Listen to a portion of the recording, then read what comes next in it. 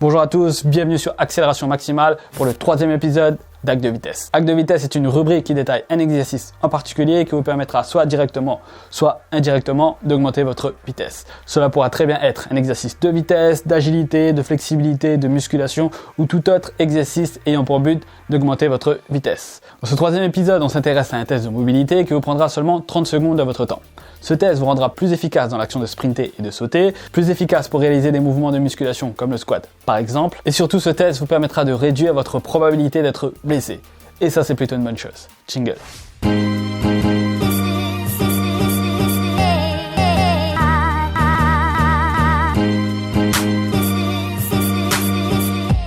Le hack de vitesse 3 est le test qui passe à l'écran actuellement. Il est appelé le test du chevalier servant. Les plus sentimentaux d'entre nous pourront l'appeler également le test de la demande en mariage. Et pour les plus rigoureux et anglophones de nous tous, sachez qu'il se nomme dans la littérature scientifique le Half Kneeling Ankle Dorsiflexion Test.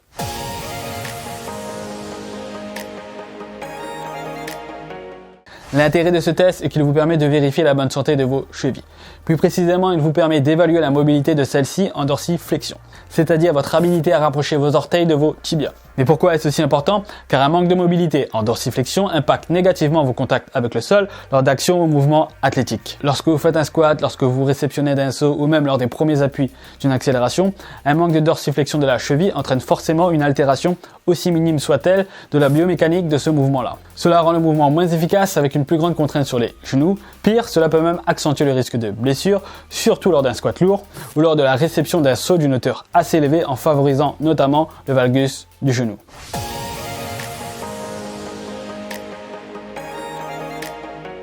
En testant et en améliorant si besoin est-il la dorsiflexion de votre cheville, cela vous permettra d'augmenter votre vitesse indirectement et directement. D'une façon indirecte, car en réglant ce problème de mobilité, cela permettra de réduire votre risque de blessure. Et vous le savez tout autant que moi, la blessure est l'ennemi de l'athlète et de la performance. Le corps est ainsi fait, on progresse petit à petit et pas du jour au lendemain. En restant éloigné des blessures, cela vous permet de progresser continuellement. Qui n'a pas le souvenir d'un athlète, peut-être vous-même, qui n'a pas su revenir à son meilleur niveau ou bien qui n'a pas pu atteindre le niveau que son potentiel lui autorisait à cause d'une grave blessure. Ça fait partie intégrante du sport, vous serez d'accord avec moi que parfois la blessure est bien cruelle. De plus, toujours dans la catégorie indirecte, une meilleure dorsiflexion de la cheville vous permet d'être un meilleur squatteur et un meilleur pliométriqueur. Ouais, je viens d'inventer. Pliométriqueur, oulala. Pliométriqueur, tiens le voilà. Adjectif. Celui d'une personne pratiquant la pliométrie.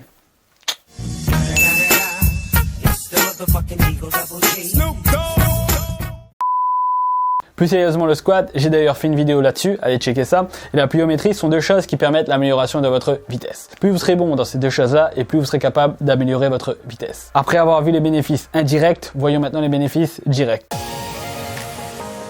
Ces bénéfices seront essentiellement notables en phase d'accélération et surtout lors des premiers appuis de votre accélération. Comme j'ai déjà dit dans le hack de vitesse 1, votre capacité à bien accélérer est fortement liée à l'inclinaison de votre corps et surtout celle de votre tibia. Plus votre tibia sera incliné vers l'avant et plus vous serez en position de produire de la force horizontale et plus vite vous accélérerez. Donc si vous manquez de dorsiflexion, d'une part votre tibia ne sera pas incliné suffisamment vers l'avant, vous perdrez donc en force horizontale, mais d'autre part vous perdrez aussi en force élastique, car vos tendons et muscles seront moins étirés et emmagasineront moins d'énergie élastique.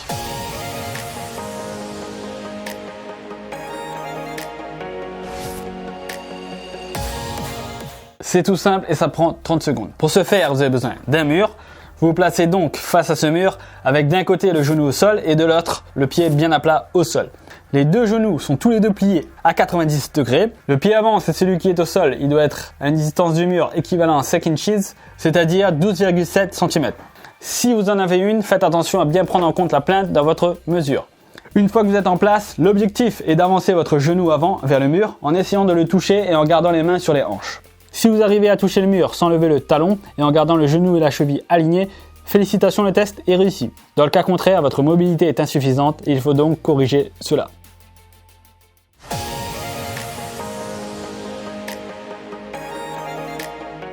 Pour améliorer la dorsiflexion de votre cheville, rien de plus simple. Vous allez vous étirer, étirer, étirer. Longuement, fréquemment et intensément. Non, je déconne, on n'est pas dans les années 90 et se contenter uniquement d'étirements statiques sera une stratégie qui aura des résultats mitigés. À la place, vous allez effectuer les 3 étapes qui suivent et les répéter immédiatement les unes après les autres. Première étape, faire un automassage du mollet. Cela aura pour but de relâcher les tensions musculaires et vos fascias, ce qui permettra aux muscles de mieux s'étirer et s'allonger par la suite. Pour cela, vous allez utiliser un rouleau de massage et faire des va-et-vient sur votre mollet. 10 allers-retours de face, 10 allers-retours sur les côtés du mollet et enfin terminer par 10 rotations de la cheville. Si vous n'avez pas de rouleau, vous pouvez utiliser une balle de massage, un stick de massage, une balle de tennis, voire même un bâton. Il faut juste pas hésiter à appuyer sur le muscle. Dès que c'est fait, vous passez à la deuxième étape qui est l'étirement classique, l'étirement statique. Là c'est simple, il faut juste étirer vos mollets. Les options sont nombreuses et quelques-unes passent à l'écran présentement. Mais le plus important bien sûr, vous devez sentir vos mollets être étirés. La position d'étirement devrait être maintenue sur 30 secondes minimum. Je vous en montre un que j'apprécie particulièrement. Donc, vous allez placer votre pied sur une surface surélevée, une chaise par exemple. Mettez le pied à plat sur cette chaise et avancez au maximum votre genou tout en le gardant aligné à votre cheville. Cela étirera toute la zone postérieure de votre jambe. Pourquoi j'aime bien cet étirement? Tout simplement car vous pouvez appliquer une pression supplémentaire à l'aide de votre poitrine sur la cuisse, ce qui aidera un peu plus à pousser le genou vers l'avant. Troisième étape, faire un exercice de mobilisation active. Cela permettra de transférer les gains de souplesse acquis à travers l'automassage et l'étirement statique dans un contexte de mouvement. Pour ce faire, vous pouvez reprendre les étirements faits à l'étape précédente en incluant tout simplement des mouvements de flexion-extension et en maintenant la position d'étirement maximale sur 2 secondes. Vous répétez cela 15 fois. En toute logique, moi je vous montre la suite de l'exercice que j'ai pris précédemment et donc dans la même position, j'ajoute une notion de mouvement avec une flexion et extension de la cheville. Je fais donc 15 répétitions comme ceci où je maintiens pendant 2 secondes la position d'étirement maximale. Donc si vous avez bien compris et pour que ce soit 100% clair, je résume. Vous prenez votre cheville droite, vous faites l'étape 1, immédiatement suivi de l'étape 2, immédiatement suivi de l'étape 3. Ok? Ensuite, vous prenez votre cheville gauche, vous faites l'étape numéro 1, immédiatement suivi de 2, immédiatement suivi de 3. Au final, vous devriez faire 3 tours sur chaque cheville.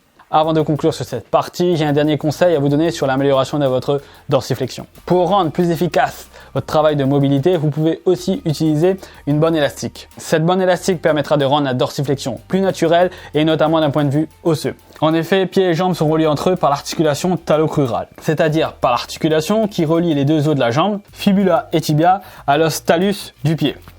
Ainsi, lors de la dorsiflexion, il y a un glissement qui s'effectue entre le tibia et l'os talus. Normalement, celui-ci, je parle de l'os talus, doit basculer légèrement vers l'arrière pour permettre une dorsiflexion complète. Ce qui arrive parfois quand on manque de mobilité, c'est que l'os talus bascule un peu moins bien, voire plus du tout vers l'arrière.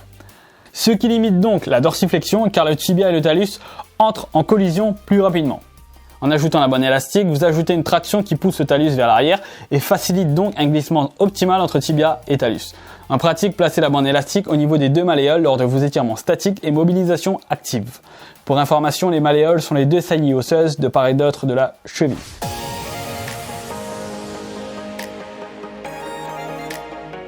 Le test de dorsiflexion de la cheville, appelé Half Kneeling Ankle Dorsiflexion Test, est un outil de diagnostic très facile à mettre en place qui vous permettra d'évaluer la mobilité de votre cheville. Ça a quand même son importance de l'effectuer car une mauvaise dorsiflexion de la cheville peut impacter négativement certains de vos mouvements athlétiques et même favoriser l'apparition d'une blessure. Si le test est positif, c'est une bonne nouvelle, il n'y aura pas de travail supplémentaire à effectuer. Dans le cas contraire, vous devrez faire un travail spécifique de mobilité sur votre cheville. Vous devrez combiner les automassages, les étirements statiques, les mobilisations active pour obtenir un résultat satisfaisant. Bien sûr, une fois que ces problèmes de dorsiflexion de la cheville seront réglés, ne vous attendez pas à devenir le nouveau Usain Bolt. Mais par contre, vous pouvez espérer gagner directement quelques centièmes de seconde et indirectement sur le long terme quelques dixièmes de seconde, voire plus. Enfin, il peut être intéressant de renouveler ce test 3 ou 4 fois dans l'année ou juste après une blessure à la cheville. Voilà, c'est tout pour moi. Si le hack de vitesse numéro 3 vous a apporté quelque chose, likez la vidéo et partagez-la. Abonnez-vous si ce n'est pas encore fait. C'était Stéphane d'Accélération Maximale. Portez-vous bien, entraînez-vous bien et on se revoit bientôt.